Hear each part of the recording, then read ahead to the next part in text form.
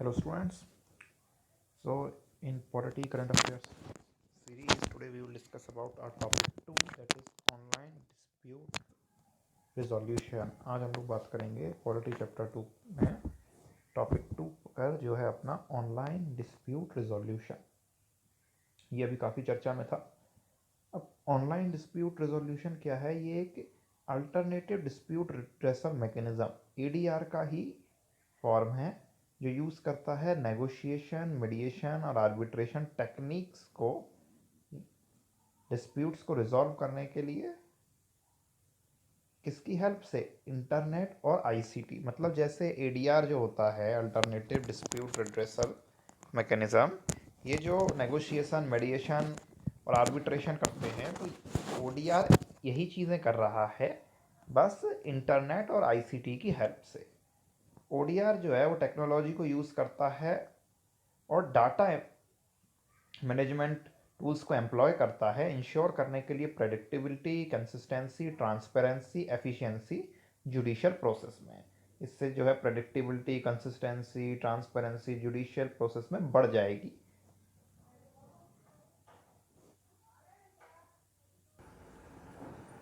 अब बात करते हैं ओडीआर के मॉडल्स। ओडीआर के दो मॉडल्स होते हैं। ओडीआर के दो मॉडल्स होते हैं। पहला है ऑप्ट इन मॉडल, दूसरा ऑप्ट आउट मॉडल। ऑप्ट इन मॉडल वो होता है जिसमें मेडिएशन के लिए जाना वॉलंटरी होता है, कंपलसरी नहीं होता। लेकिन ऑप्ट आउट मॉडल वो होता है जिसमें मैंडेटरी है मेडिएशन के अंदर जाना एटलीस्ट एक सेशन में। उसके बाद फिर पार्टीज जो हैं उनके पास फ्रीडम है कि वो चाहें तो उससे बाहर आ सकते हैं। अब ओडीआर किन मेन चीज पे फोकस करता है? सबसे पहला जो है वो है डिस्प्यूट रेजोल्यूशन पे।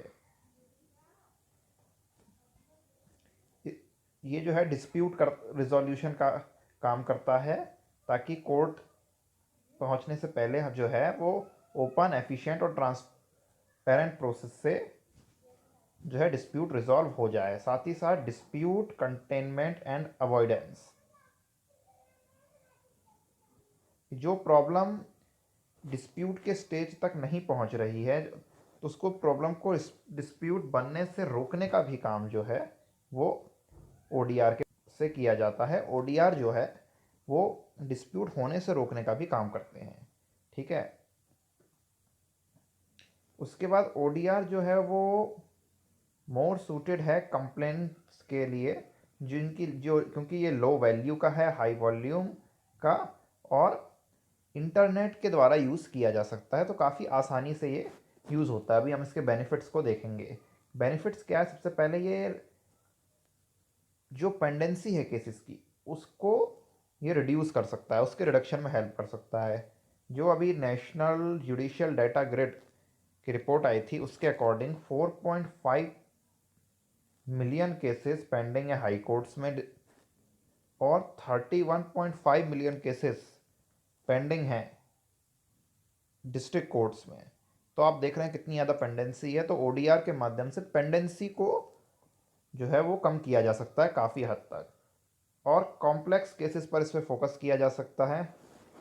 इसमें पोटेंशियल है कि हाई वॉल्यूम जो है वो डिस्प्यूट का आउटसाइड कोर्ट के हम इसको रोक सकें, उसको रिड्यूस कर सकें और अलाउ कर सकें कोर्ट्स को कि वो जो मेन फोकस है अपना वो कॉम्प्लेक्स केसेस पर ही रखें जो हाई पब्लिक इंटरेस्ट से संबंधित हैं, ना कि इन चीज़ों के जिनको हम ओडीआर के माध्यम से ही सुलझा सकते हैं। ओडीआर के आने से एक फ़ायदा ये होगा, हमारा ईज़ ऑफ डूइंग बिजनेस में हमारी रेटिंग बढ़ जाएगी, तक क्योंकि हमारे जो इन्फोर्सिबिलिटी ऑफ कॉन्ट्रैक्ट्स हैं वो बहुत अच्छे से हो जाएंगे। जैसे हम देखें तो आर्बिट्रेशन में अगर कोई केस गया है तो वो 6 महीने में ठीक हो रहा है, सेटल हो रहा है, लेकिन अगर हम ओडीआर के माध्यम से उसको सेटल करना चाहें तो वो 30 दिन में ही सेटल हो जाएगा। तो आप देख सकते हैं 6 महीने और 30 दिन में कितना ज़्यादा फ़र्क है। तो ओडीआर के माध्यम से प्रक्रिया तेज़ी से काम कर सकती है। दूसरा है कंज्यूमर सेटिस्फैक्शन। इससे कंज्यूमर सेटिस्फैक्शन बहुत आसानी से मिल जाएगा क्योंकि इससे जो भी कंज्यूमर के ग्रीवेंसेस हैं उनको आसानी से एड्रेस किया जा सकता है और मार्केट में उनके ट्रस्ट को बढ़ाया जा सकता है। साथ है एनवायरमेंटल बेनिफिट। इससे क्या होगा, ओडीआर से सारी प्रोसीडिंग जो हो जाएगी वो इलेक्ट्रॉनिक रूम में हो जाएगी।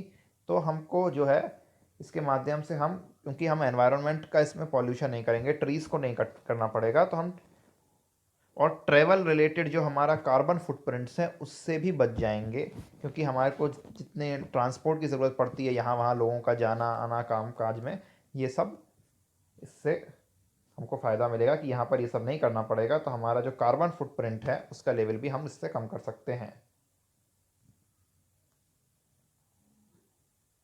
इसमें आगे बात की गई है कि ओडीआर जो है वो एक मोर एक्सेसिबल, ट्रांसपेरेंट और फास्टर ऑप्शन प्रोवाइड करता है कंपनीज को जो डील कर रही हैं हाई वॉल्यूम में और लो वॉल्यूम ट्रांजैक्शन जो डन कर रहे हैं ऑनलाइन उनके लिए। अब धीरे धीरे क्या हो रहा है, इंडियंस जो है ज़्यादातर ऑनलाइन ट्रांजैक्शन कर रहे हैं, तो ये राइट टाइम है ओडीआर के लिए कि वो ज़्यादा से ज़्यादा लोगों का एक्सेप्टेंस गेन करें और इजी मैकेनिज़्म को डेवलप किया जाए ताकि ग्रीवेंसेस को आसानी से रिजॉल्व किया जा सके। अब देखते हैं ओडीआर के साथ क्या क्या लिमिटेशंस हैं। पहली है इंफ्रास्ट्रक्चर इश्यूज, इतना अच्छा इंफ्रास्ट्रक्चर नहीं है अभी, जिसमें टेक्निकल इम्पेडिमेंट्स हैं, जैसे हाई स्पीड इंटरनेट कई जगह नहीं मिलता है, कई जगह तो लो स्पीड इंटरनेट भी अच्छे से नहीं मिलता है, तो हाई स्पीड क्या मिलेगा। अच्छे हमारे पास ऑडियो वीडियो इक्विपमेंट्स नहीं हैं, और एडीआर की तरह ही ओडीआर भी बेस्ट सूटेड है रिजॉल्व केसेस रिजॉल्व करने के लिए जो डैमेजेस के लेके है। इसमें ब्रीच ऑफ कॉन्ट्रैक्ट के लिए पे करना है, और जो प्रोसीजरल इश्यूज हैं कई केसेस में जिसमें डिस्कवरी, इंटेरोगेटरीज और रिकॉर्डिंग, टेस्टिमोनी ऑफ विटनेस और ये सब हो, क्रॉस एग्जामिनेशन, ये सब होता है, ये सब इतना कन्वीनियंट नहीं रहेगा इंटरनेट के थ्रू करने का, ये सब फिजिकली करना ही ज़्यादा अच्छा है। और चीज़ क्या है इसमें, ऑनलाइन अवार्ड्स का इन्फोर्समेंट जो है वो भी डिफ़िकल्ट होगा इन्फोर्स करने में। जो इसको चीज़ों को इन सब्जेक्ट्स को जो एग्जीक्यूट करना है हमको, अपील्स को, और जो डिलेज होता है प्रोसेस ऑफ एग्जीक्यूशन में, इन सब चीज़ों को देखना पड़ेगा। ये इसके चैलेंजेस तो हैं, सही बात है। और क्या है अदर चैलेंजेस, क्या क्या है, एक प्राइवेसी का बहुत बड़ा चैलेंज है। मान लो ये सब ओडीआर का डाटा लीक हो गया तो फिर हम क्या करेंगे, ये बहुत कॉन्फिडेंशियल डाटा है, अगर ये लीक हो गया तो उसको किस तरह रोका जाएगा। एक हमारा डाटा सिक्योरिटी का कैसे का कैसे हम ध्यान रखेंगे, क्योंकि यहाँ पर जैसे जैसे साइबर थ्रेट्स का खतरा बढ़ रहा है, तो इस चीज़ की सिक्योरिटी, इन डाटा की सिक्योरिटी कैसे इंश्योर की जाएगी। और एक चीज़ और है कि डिजिटल लिटरेसी इतनी नहीं है, तो इसके लिए डिजिटल लिटरेसी ना होने के कारण ओडीआर के माध्यम से कुछ लोगों को ठगा भी जा सकता है, क्योंकि लोगों के पास उतनी लिटरेसी नहीं है, इनफ इतने आर्बिट्रेटर्स नहीं है हमारे पास, और कंज्यूमर्स में अभी ऑनलाइन के लिए इतना ट्रस्ट भी नहीं है। अब इसके वे फॉरवर्ड क्या हैं, आगे क्या किया जा सकता है।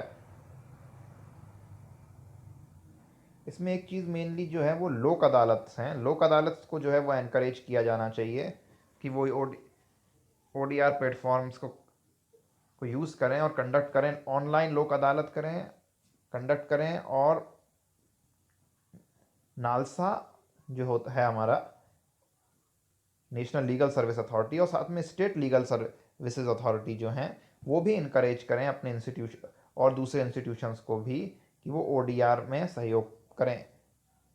और एक चीज़ और इसमें की जा सकती है कि जो कोर्ट मैंडेटेड मेडिएशन होता है, जो कॉमर्शियल कोर्ट्स एक्ट या और कंज्यूमर प्रोटेक्शन एक्ट में दिया गया है, वो ओडीआर प्लेटफॉर्म्स के माध्यम से किया जाए। जब ऐसी ट्रस्टेड ऑर्गेनाइजेशंस ऐसा प्लेटफॉर्म ओडीआर को यूज़ करेंगी, तब आगे जाके और भी लोग इसके लिए इनकरेज होंगे। बिल्कुल सही है। तो अगर ये करेंगे, कोर्ट मैंडेटेड मेडिएशन करेंगे हम लोग जो कमर्शियल कोर्ट्स एक्ट और कंज्यूमर फोरम एक्ट में है, तो उससे बहुत फ़ायदा होगा, जिससे कंसिस्टेंट और डीपर रीच होगी इंडियन सोसाइटी में ओडीआर के लिए। इसमें हम एक चीज़ और कर सकते हैं कि प्राइवेट प्लेयर्स का को कुछ हद तक क्या इन्वॉल्व किया जा सकता है, ये भी एक क्वेश्चन उठता है, जिससे हम क्या एक अच्छा ओडीआर प्लेटफॉर्म बनाएं जो ईजिली एक्सेसिबल हो, यूज़र फ्रेंडली हो, लेस एक्सपेंसिव हो और एफिशिएंट हो रिजोल्यूशन ऑफ डिस्प्यूट करने के लिए। इसके लिए हम प्राइवेट प्लेयर्स को इन्वॉल्व कर सकते हैं, लेकिन प्राइवेट प्लेयर्स आएंगे तो उनको लेकर प्राइवेसी और सिक्योरिटी का कंसर्न भी हमको देखना होगा। साथ ही क्रिएट अवेयरनेस हम है कि हम भैया अवेयरनेस क्रिएट करें जो लॉयर कम्युनिटी है उसमें, कि वो ओडीआर को ज़्यादा से ज़्यादा प्रमोट करें। साथ ही साथ जो इनके जो जो कंज्यूमर्स हैं हमारे, उनको इनके एडवांटेजेस बताए जाएं। और जब लीगल कम्युनिटी में ये अवेयरनेस बढ़ेगी तो इससे क्या है, एक अपॉर्चुनिटी उनको प्रोवाइड की जाएगी कि वो ओडीआर को ग्रो करें और ये बताएं कि ये लोगों के फ़ायदे के लिए है, पिटिशनर्स के फ़ायदे के लिए, ना कि उससे इन्हें किसी प्रकार का खतरा है। इस माध्यम से हम ओडीआर को आगे चल के प्रमोट कर सकते हैं। ओके, ये था हमारा online dispute resolution ODR. Okay, thank you.